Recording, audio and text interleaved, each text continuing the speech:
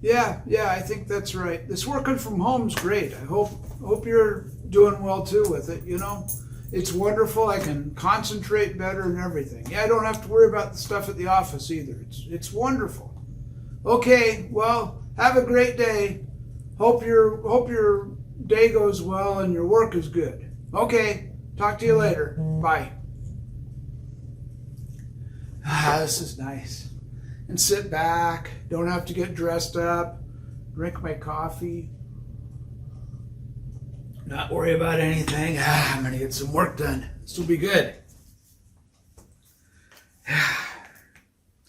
Okay.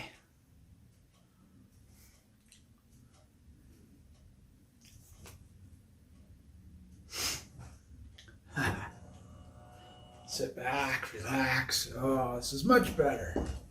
This is really good. Check some emails. Oh, this is a good way to go.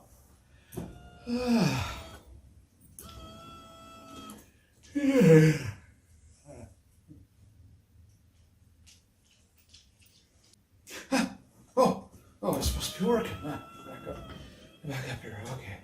Okay, get back up. Back to work. Back to work, okay? Remember, it's great to be working from home. Hey, it's Jeff. I just wanted to talk about something that many of us are going to be going through in the next few weeks. I know a lot of people have had their work closed down and they're having to work from home. Maybe you're having to stay home, take care of your kids. There's going to be an opportunity and a need to work from home during the next few weeks as things are changing. So I wanted to come up with a few tips for you today. I've worked from home off and on for a lot of years, and I know there's some things I've learned that I'd like to share with you. It's something that you may not think about a whole lot, but as you go into this next week or two, or 3 or 4, you may have to be thinking a little more about it. So here's some tips that I've found over the years about working from home. Remember, it's not a vacation. When you normally get up in the morning, let's say you get up at 6 in order to get to the office by 9, you've got a commute, you've got things you need to do in there. Don't think that all of a sudden, because you're working from home, that you should get up at 8 o'clock. Have a quick breakfast and get to work in your home office. That's not the right way to do it. Get up at the regular time, get yourself ready, do what you need to do, but show up. Get there on time or maybe a little bit early. And report to your home office just like you would your regular office, because there's going to be changes during the day as you do things. They're going to happen, and you need to be aware of that because this is not the same as normal. So get up and show up. Really important. I think it's really important to get dressed. Dress the way that you normally would for your work day. It will put you in the mindset that you're going to work.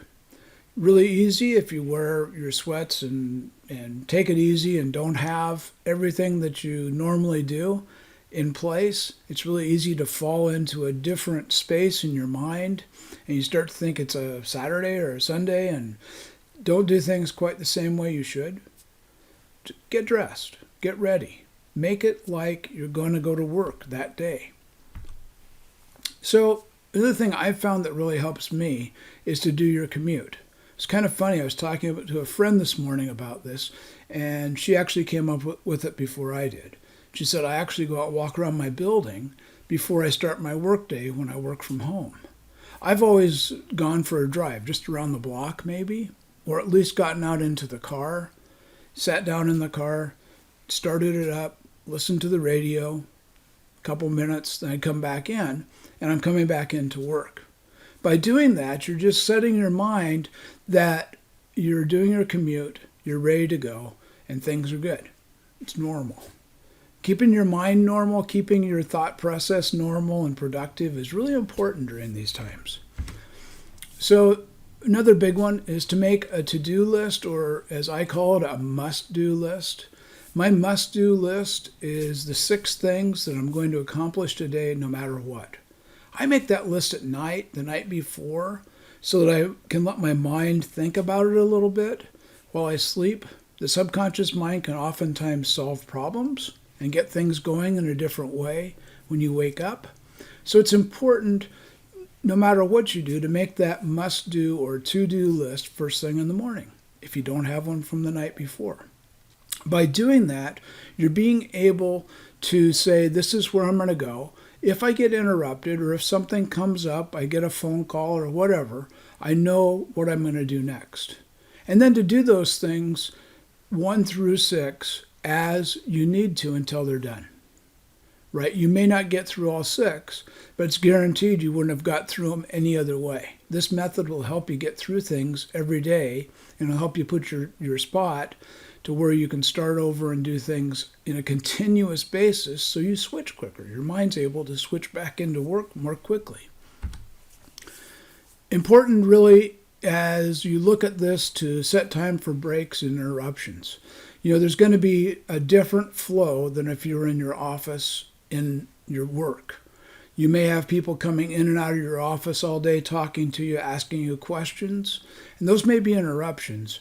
But when you're home, it's going to be different. It may be your spouse, it may be your kids, it may be your pets coming in to bother you while you're working. And you have to remember that those are no different than the people in your office that might come in, and show them the respect that you would those other people. Really easy as we're going through this process, and as time goes on, the quarantine type process is not very comfortable for many of us. So keep that respect and remember that it's just another interruption, no different than the guy from down the hall that comes in and asks you a question. Be respectful to your spouse, to your kids, to your pets, whatever it might be. Just set time for those breaks. You may want to set those breaks actually in stone and let everybody know, right? I'm going to stop from 10 to 10:30 or 10 to 10:15, and we can go do something then, or we can go talk or help whoever you need to help during that time. But let them know and show them the respect to do it, right? Next one is set up your office space. If you can at all set it into a room where you can close a door, that's the best thing. The best way to do it that I've found is to set up your computer if you're working with a computer. Make sure you have a good internet connection. Make sure you have everything you need, pencils, paper, pens, envelopes, whatever it is that you might need during the day, and that it's all there so you don't have to go looking for things as you go through your workday.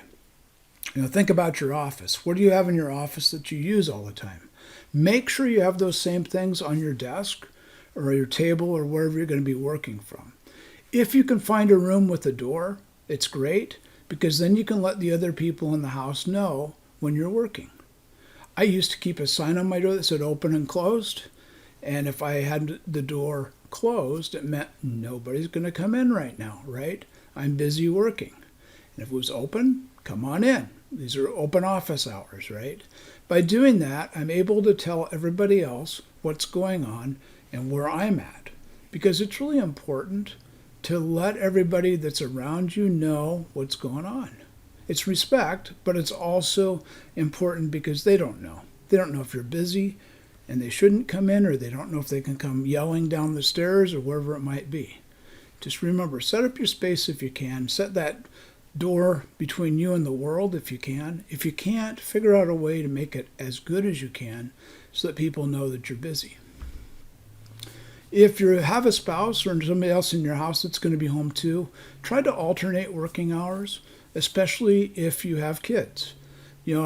Small kids, whole different situation, right? You've got to be able to be available regularly to help them, but maybe you can work, one spouse works from 8 to 9, the other one works from 9 to 10, and you switch back and forth so that you're available to your kids or to whatever other needs that you might have.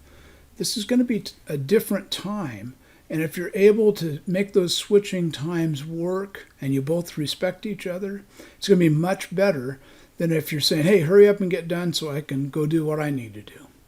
There's a flow here that you're going to have to establish, and it's going to be different than what it was at work.